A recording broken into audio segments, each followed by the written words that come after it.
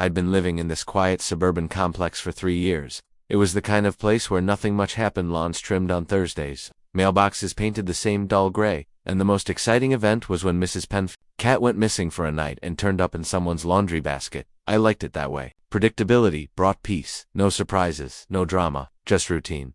Then Logan moved in next door. He arrived in a loud pickup truck with a dented tailgate and a box of mismatched gym equipment. I watched from my kitchen window as he stepped out, black tank top, backwards cap, tattoo sleeve, curling down one arm like ivy, mid to late 20s, I guessed, sharp jawline, broad shoulders. He was the kind of guy I wouldn't have spoken to in high school, not because he was a jerk, because he made guys like me nervous without trying. We didn't speak for the first few days, just the occasional nod across our driveways. Then one afternoon, I caught him struggling to carry a heavy bench press set through the front gate. I offered a hand. That was our first real interaction. "You work out too?" he asked, glancing at my arms like he was sizing me up. "Used to," I said. "Mostly cardio now. I guess I got tired of trying to impress strangers." He laughed. "I just do it so I can eat pizza without guilt." That's how it began, casual chats while taking out the trash, running into each other at the mailbox, comparing bad gym playlists. He started calling me coach when I corrected his squat form on the lawn one afternoon. I called him city boy when he complained about how quiet the neighborhood was. We were different in a lot of ways. I liked solitude. He liked background noise. I cooked. He ordered takeout. I read before bed. He stayed up playing late-night video games. Still, we clicked. One lazy Saturday morning, I was sitting on my porch with a cup of coffee, half reading, half listening to the birds. Logan stepped out of his house wearing gym shorts and a loose hoodie, holding what looked like a brand new mountain bike by the handlebars. "This thing's been collecting dust in my garage," he said. "I never really learned how to ride. As a kid, kinda embarrassing, right?" I raised an eyebrow. "Why, you're telling me you don't know how to ride a bike?" He grinned sheepishly, his teeth white against his tan skin. "I mean, I get the basic idea. Pedal, balance, don't fall, but ... yeah, I suck at it. And you're asking me for help. You seem like a trustworthy guy. You got that steady vibe." He paused, then added, "I trust you." It was such a simple phrase, "I trust you," but it lodged in my chest like a warm breath. I couldn't explain why. It wasn't the words themselves, but the way he said them. Not flirty, not joking, just ... honest. I nodded slowly, trying to mask whatever stirred in my stomach. "All right, let's go teach you how not to embarrass yourself." We walked the bike down to the nearby trailer, quiet stretch behind the complex, with a narrow path and just enough room to fall without injury. I watched him struggle to mount the seat, feet kicking awkwardly at the ground, arms stiff like he was trying to wrestle a wild animal. "Okay, now lean forward a bit." "No, not that much. Just relax," I said, steadying the seat beneath him. "Easy. For you to say, you probably learned when you were 5. 6, actually. And yes, I fell a lot too." "Did someone help you?" I hesitated. "Yeah, my brother." He nodded, expression softening. "Must have been nice." I didn't ask more. I just held the back of his seat, guiding him slowly as he wobbled forward. He cursed when he nearly veered into the grass. I couldn't help but laugh. He laughed too, breathless and flushed. And for a second I forgot all about the awkwardness. It was just two guys killing time on a warm Saturday morning, except it didn't feel like nothing. Not when his voice dropped when he said, "I trust you." Not when our eyes met for a second too long, after he stopped pedaling. Something unspoken lingered. Between too quiet to name, but too loud to ignore. The next morning, Logan was already waiting outside, leaning on the handlebars of his bike with a crooked grin, like he'd been born for mischief. "You ready to play coach again?" he asked, nodding toward the trail. "I hope your balance improved." "Overnight," I muttered, grabbing my water bottle. Spoiler, it hadn't. We started on the same path as yesterday, flat, shaded, familiar. I walked beside him as he wobbled forward, legs stiff, hands gripping the bars like they might fly off at any moment. "You're overthinking it," I said, placing a hand gently on his lower back to steady him. His hoodie was damp with morning sweat, warm. "I have to overthink it," he shot back, wobbling to a halt. "Otherwise I might crash into a trash can and die a very dumb death." "You won't. Not with me here." That earned a grin. "You saying you'd catch me if I fell?" "Maybe." He tried again, and this time I held his waist from behind. Not his hips, not his back, his waist. And not just for a second. For way longer than was necessary. My hands stayed there, fingers just barely pressing into the cotton of his hoodie. Thumbs accidentally grazing skin when it rode up. He didn't mention it. Neither did I. It was hot out. Sun pressing down, making everything feel heavier. We were both sweating, breathing harder, not just from the effort, but the tension building in the space between our bodies. He kept making these small groans of frustration when he'd tip off balance. And I wasn't sure if it was the sound or the proximity, but my heart wouldn't slow down after about an hour. Logan stopped and hopped off the bike, panting. "Okay, I need a break before I break something." I laughed. "You were getting better? I was getting worse." "I think you're just being nice so I don't cry in front of the neighborhood kids." He wiped sweat from his brow and looked up at the sky, squinting. You know anywhere quieter, less judgmental eyes? I thought for a second. Yeah, there's a park on the other side of town. Big open space, empty paths. He tossed me the keys to his truck. You drive.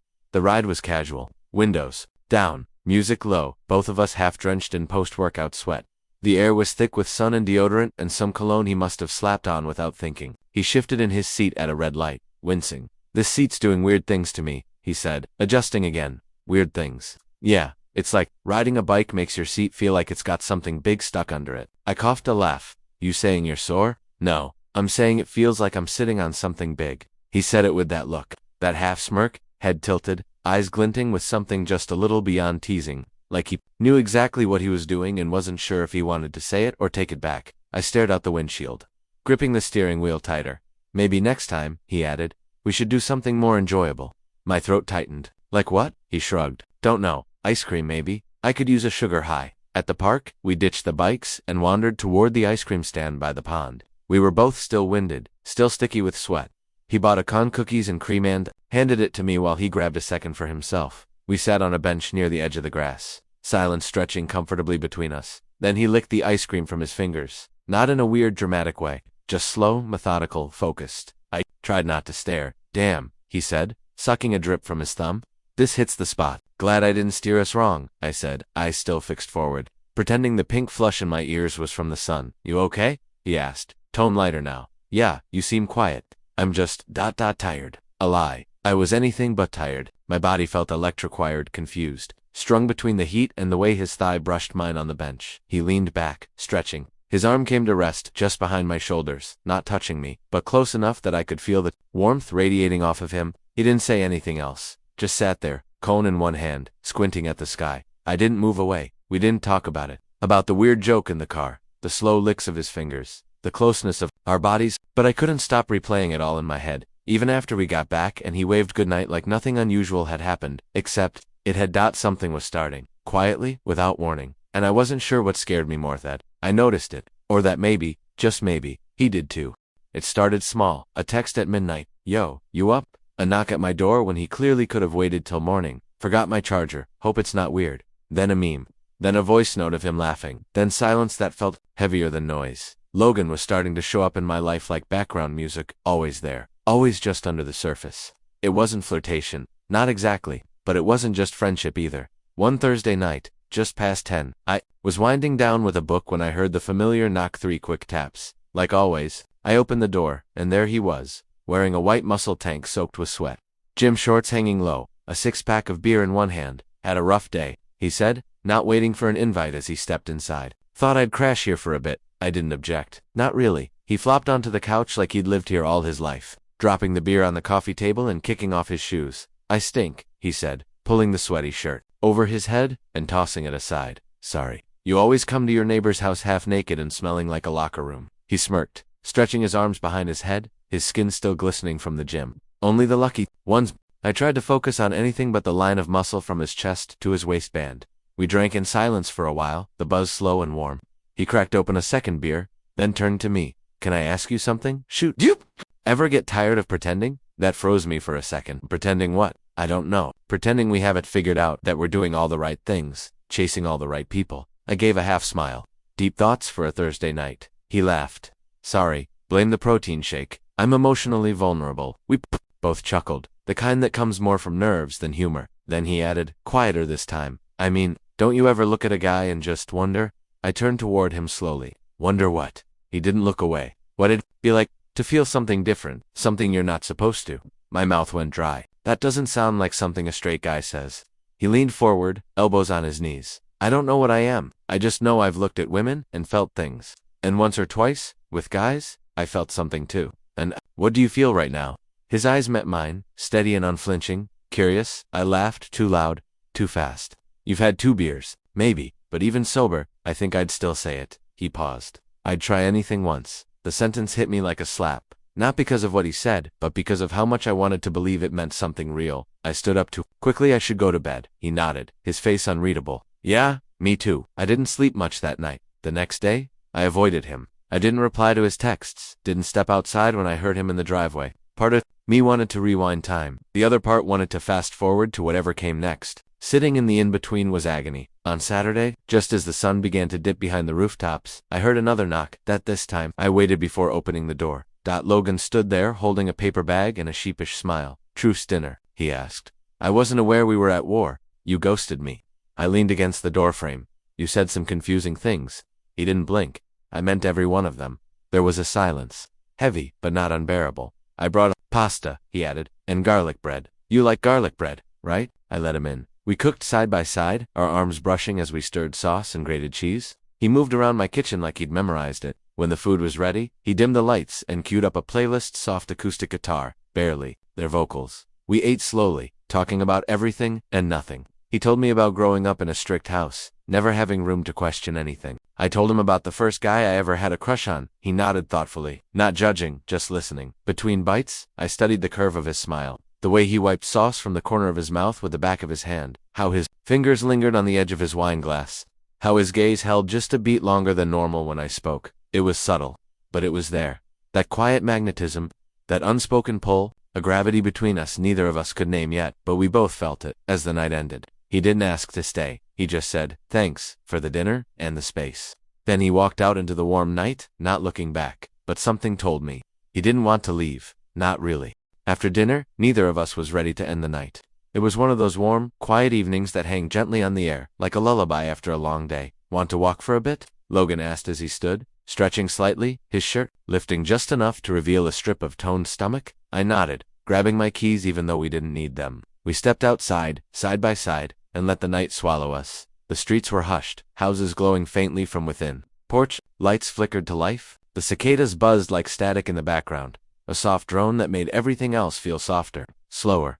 Neither of us said much at first. Our shoes clicked against the pavement. Every so often his shoulder would brush mine, not hard, not deliberate, but enough to make my skin hyper-aware. My hands stayed at my sides, fists half-clenched, not from tension exactly, but from restraint. We turned down a smaller street, where the street lamps flickered gently above us, casting long golden shadows. That's when he spoke. "Do you ever want more?" he asked, his voice low, like it wasn't meant for the world, just for me. I looked at him sideways. "More? What?" He exhaled. "Just more. Out of life, out of connection. Like all our lives, we're told what to want, who to be, who we should end up with, what we should feel." He kicked a pebble down the sidewalk, eyes fixed ahead. "But lately I've been wondering if that's all crap." I didn't respond. Right away. "I guess I always assumed I'd just follow the path," he continued. "Job, marriage, kids, call it a day." But lately he glanced at me now, finally meeting my gaze. "Lately, I've been thinking maybe I want something else, or maybe I just want to feel something honest for once." His hand brushed mine, just the backs of our fingers touching. I didn't pull away, but I didn't grab it either. He didn't apologize, didn't even seem to notice. But my heart picked up speed, and my mouth went dry. I focused on the rhythm of our feet, the soft hum of the street lamp above us. "You ever think about that?" he asked, like what it'd be like if guys could just drop the act. I slowed to a stop. Logan took a few steps before realizing I wasn't beside him, then turned, hands in his pockets, face barely lit in the amber lights. "What act?" I asked quietly. "The whole straight tough guy thing. Like if you felt something for anyone, you could just say it without everyone flipping out or labeling you or questioning your whole identity." I searched his face for a joke, but there wasn't one, just tired eyes and a slight quiver in his jaw, like he was more nervous than he let on. My voice came out softer than I expected. "You saying you feel something?" He smiled faintly, but didn't answer. He stepped closer, my breath hitched. He was standing too near now, close enough that I could smell the faded wine on his breath. The warmth of his skin, the faint citrus of his soap. I could feel his presence like heat in a cold room, quiet, alive, undeniable. My instinct screamed to move back, make a joke, diffuse it, but my feet didn't move, neither did his. He leaned in just slightly, just enough that if I tilted forward, our foreheads might touch. Then a car passed. Its headlights flashed across us, and just like that, the moment shattered.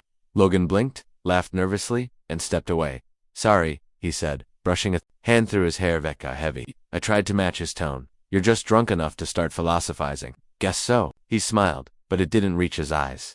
We started walking again, this time a bit farther apart. Neither of us mentioned the almost moment, but everything in my chest was buzzing. My hand still tingled where his had grazed it. I felt stretched, then between wanting him to say it and fearing what it would mean if he did. Back at our complex, we stood outside his door for a long second. "I needed that walk," he said. "Thanks." "Anytime," I replied, unsure if I meant it. He lingered there, fingers drumming on his thigh. Then he turned to go. Just before he stepped inside, he glanced over his shoulder. You ever feel like we're one conversation away from something we can't undo?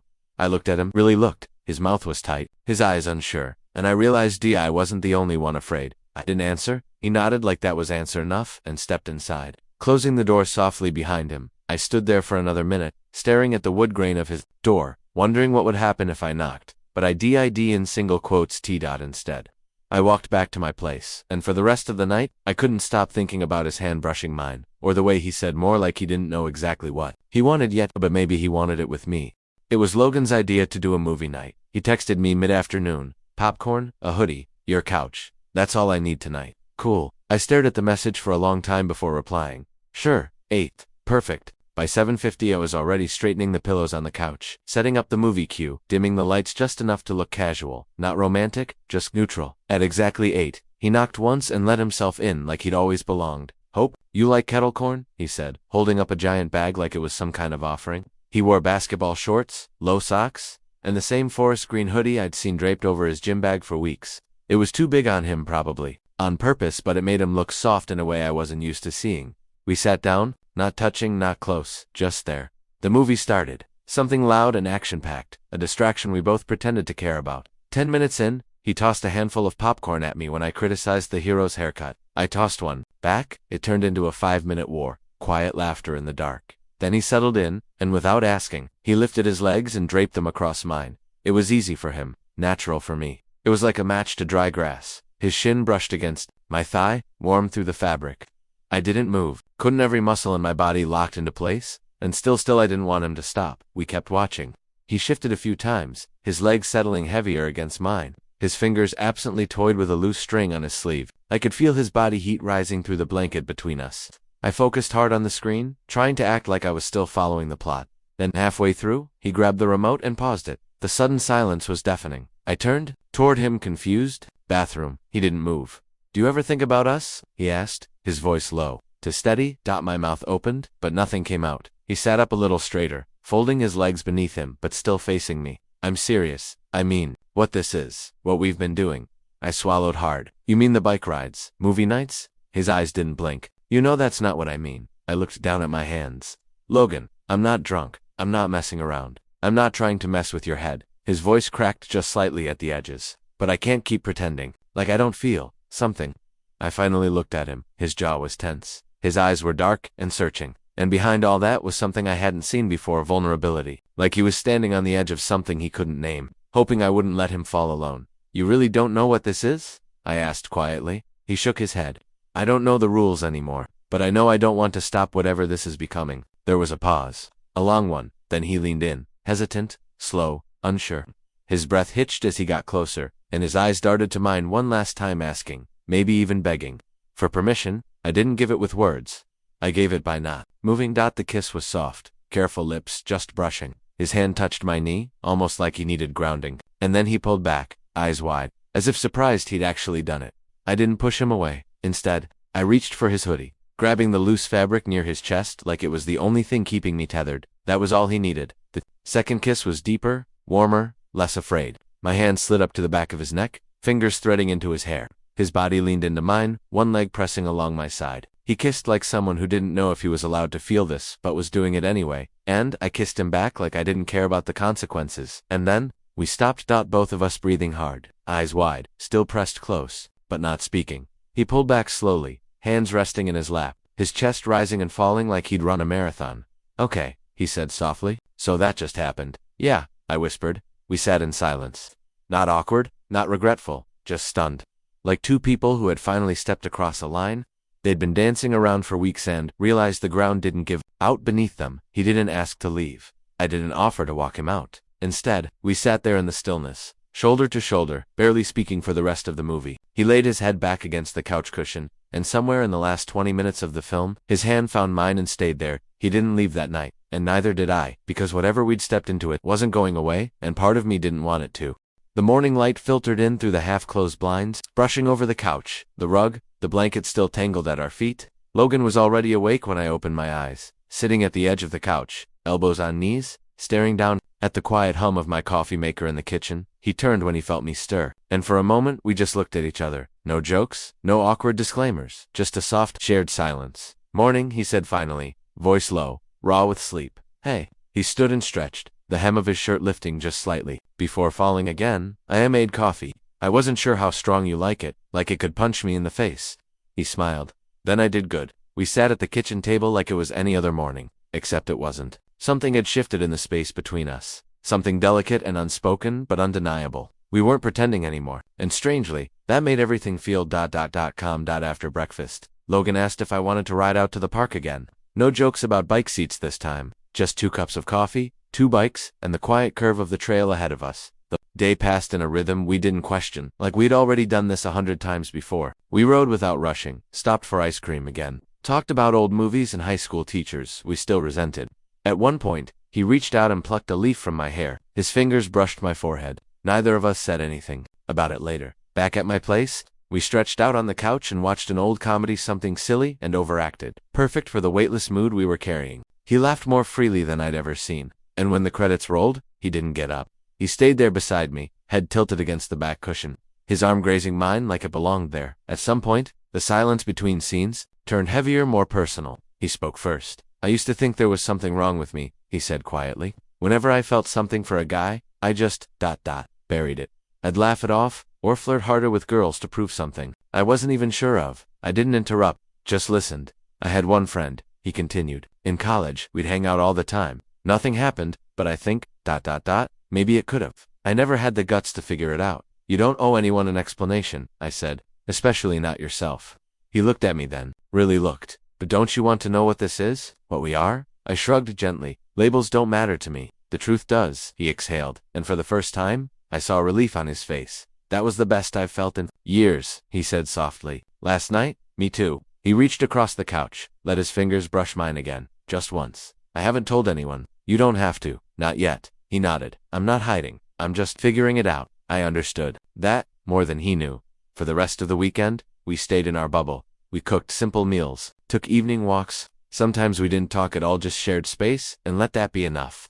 He'd touch my arm when he passed behind me, whisper my name when I handed him the salt, rest his head briefly on my shoulder during a movie, and it felt like something sacred. A secret, yes, but not one born of shame, one born of care, caution, wanting to protect the fragile thing we were building. He didn't sleep on the couch anymore, but we didn't rush anything either, just slow steps. Late night laughter, shoulder touches, lingering looks, that it was all so gentle, so intentional. Like he was learning a new language, and I was the first one who understood it fluently. We didn't tell anyone, not yet, but I caught him glancing at me in public a little differently, walking closer, smiling longer, letting his hand rest on my back a moment too long when we passed through a doorway, and in those quiet gestures, in those stolen seconds that belonged only to us, I felt something more than just curiosity or exploration. I felt trust, I felt the beginning of something real, and even if no one else could see it yet, it was enough for me to stay in this secret space between what we were and what we were becoming, because I didn't want to lose him. Not now, not ever.